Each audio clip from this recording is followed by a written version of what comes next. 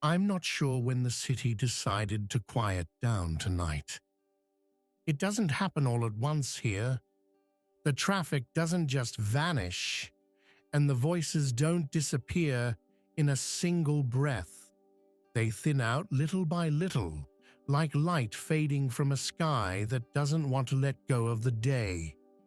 By the time I notice it, Milan feels softer than usual. The air is cool, but not cold.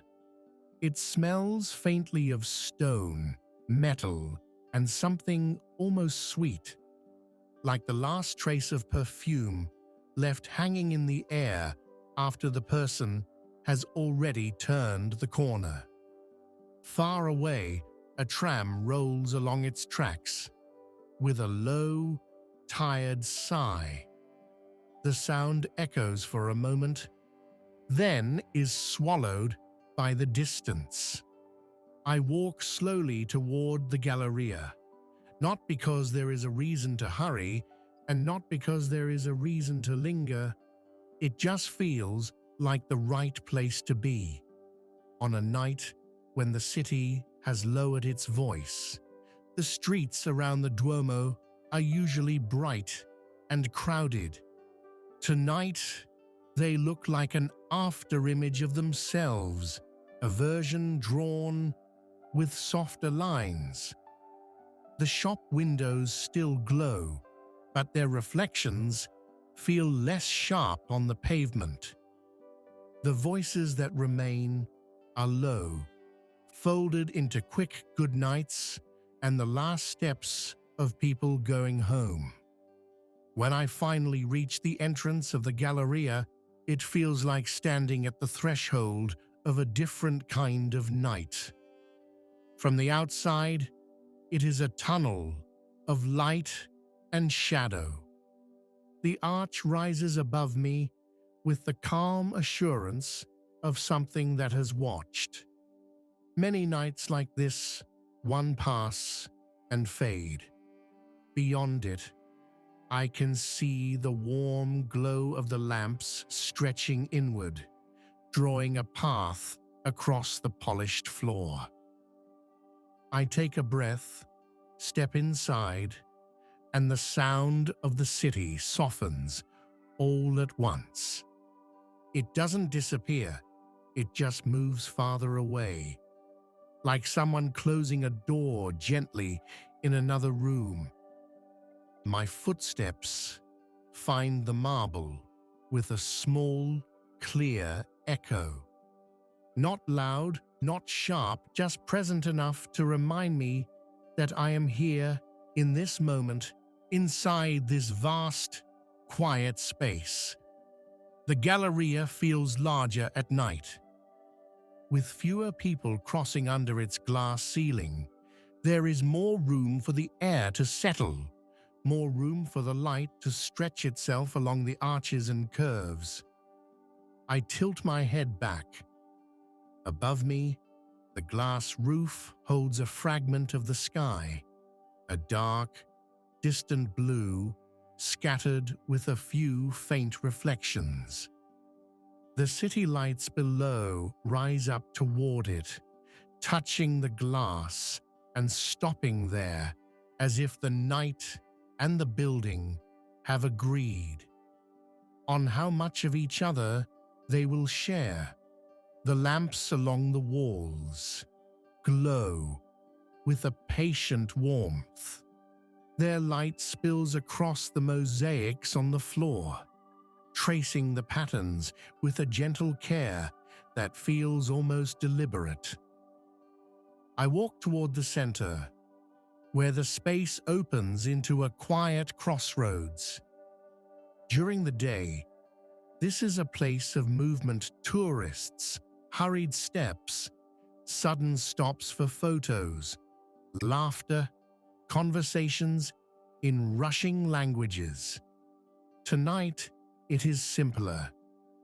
Just the soft pulse of light, the steady presence of stone and glass, and the slow rhythm of my steps. I stand in the middle and let myself be still. There is a kind of silence here that doesn't demand anything. It doesn't insist that I think, or remember, or decide. It simply offers itself as a place to pause, to notice how it feels to be a small figure inside a large and gentle structure of light. The mosaics under my feet are intricate, but at this hour, their details don't shout. The colors are muted by the warmth of the lamps, their edges softened by the slight sheen of the polished surface. I look down for a while, following the lines and symbols with my eyes. Then I look up again, and the space feels new, as if I had briefly stepped away and returned. Somewhere in one of the upper floors, a single window is lit. The light from it spills faintly against the glass ceiling, a private square of brightness in a place built for public grandeur. I wonder who is awake up there. Someone cleaning a room, someone counting the last receipts of the day, someone simply sitting, listening to the soft hum that always lingers beneath the quiet of a big city night. I don't need the answer. It is enough to know that there is life layered quietly above and around this space, like pages in a book left open on a table. I start walking again, choosing one of the long arms of the Galleria, without really thinking about it. My footsteps echo in a slow rhythm, answering themselves a moment later from the vaulted ceiling. Occasionally, in the distance, I hear the faint sound of someone else's steps, but they never stay long. They appear, move, fade, like small waves in an otherwise still sea. Some of the shop windows are dark, their shutters pulled down completely. Others still keep a soft light on inside, illuminating displays that no one is looking at now. The glass reflects columns, arches, fragments of the ceiling, and from certain angles, my own silhouette moving in front of them. I catch my reflection once, and almost don't recognize it at first. It looks smaller than I feel, a simple outline against the brightness behind the glass. For a moment, I just watch it walk.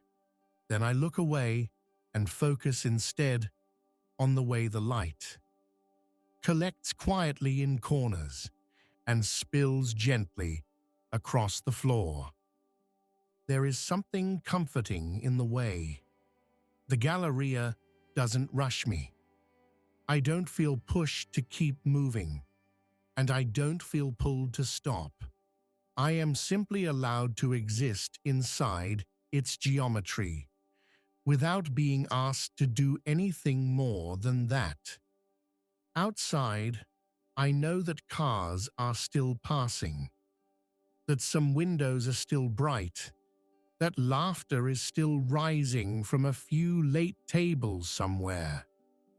In here, those things feel like they belong to another layer of the night. I reach a point where one of the exits opens toward the square.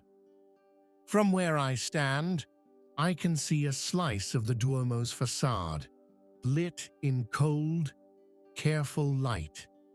It looks like a memory of daylight that forgot to leave. The Galleria behind me glows in warmer tones, like the inside of a lantern. For a moment, I stand between the two, the sharp, illuminated stone of the cathedral, and the softer, enclosed light of the passage. Two ways of being awake in the night. I choose to remain inside. I turn and walk back toward the center, my footsteps once again falling into the familiar rhythm of marble and echo. As I move, I let my thoughts move with me, but slower. I think about how many feet have crossed this floor, how many lives have passed under this glass, each one carrying its own weight of plans, worries, hopes, disappointments, quiet joys. In the daytime, everything overlaps at once. Voices on top of voices, steps over steps, glances crossing in directions that never meet again. At night, those layers seem to separate. The past settles a little. The future loosens its grip. What is left is the simple fact of being here now, breathing, moving through this space as calmly as the light does.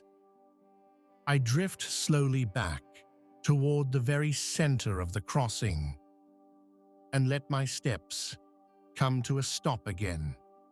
Beneath me, the mosaics draw their patient figures and circles, patterns that repeat without pressing for attention.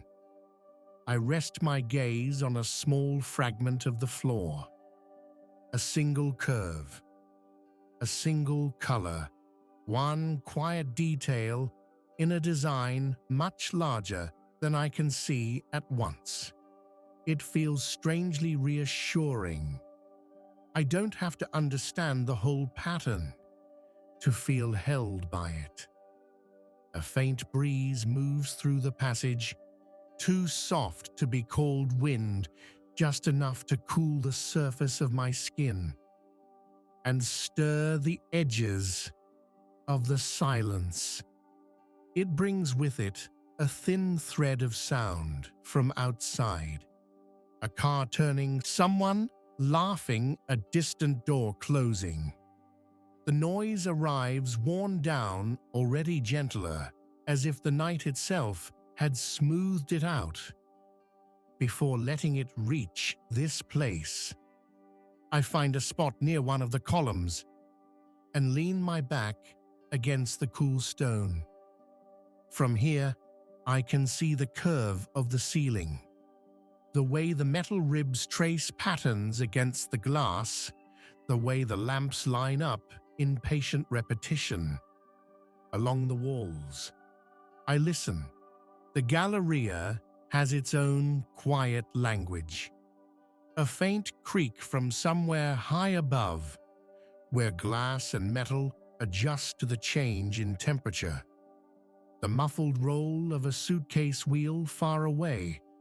A door closing softly in an unseen corridor. The distant sigh of the city outside, filtered through marble and air. None of it is loud, but none of it is empty. I close my eyes for a moment, just to see what remains when I am not looking. I still feel the presence of the space around me, not in sharp lines or bright colors, but in the way my chest rises and falls. Slower now, in the way my shoulders have settled, in the way my thoughts move without urgency. It is as if the whole building were breathing with me, in its own enormous measured rhythm. When I open my eyes again, the Galleria is exactly as it was, and yet it feels slightly closer. I push myself gently away from the column and start walking once more, tracing a slow circle near the center. I pass under a pool of light, then into a softer shadow, then back into light again. Each step feels like a small agreement. between my body and the architecture. I notice how my pace has changed. There is no hurry left in it now, no leftover fragments of the day's timing. My steps have settled into the rhythm of this place, into the measure of a night that expects nothing from me. There is nothing dramatic here tonight.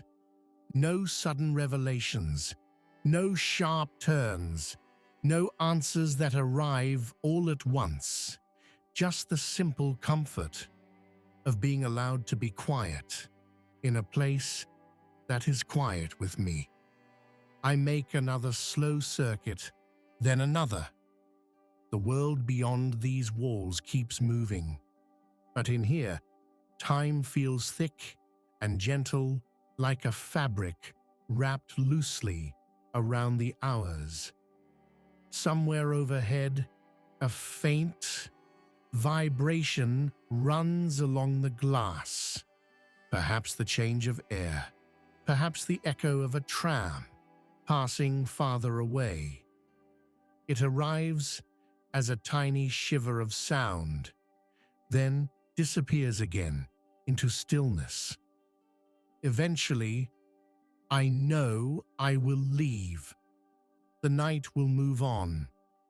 The city will change its pace again, and tomorrow this same space will be filled with voices and footsteps once more. But that belongs to another version of the Galleria. Tonight, it is this, a vast, luminous shell, holding a small, calm center, in which I happen to be standing. I walk toward the exit again, not because I am being pushed out, but because even quiet moments have their own natural length. At the archway, I turn back one last time. From here, the inside looks like a scene contained in glass. The lights are warm, the floor gleams faintly, and the ceiling curves above it all, like a hand cupped gently around a flame. I don't take a picture. I don't feel the need. Some places are easier to carry in memory when you let them stay soft, without edges. I step outside. The air on the other side of the arch feels slightly cooler. The sounds of the city reach me again. A car passing, voices from a nearby street, the faint rattle of something being moved. They don't feel like an interruption. They feel like another layer, folded gently over the one I am leaving behind. For a moment, I stand there between the quiet I have just walked through and the life that continues around it. Then I breathe in, let the night expand inside my chest, and start walking, carrying with me a small piece of light from under the glass.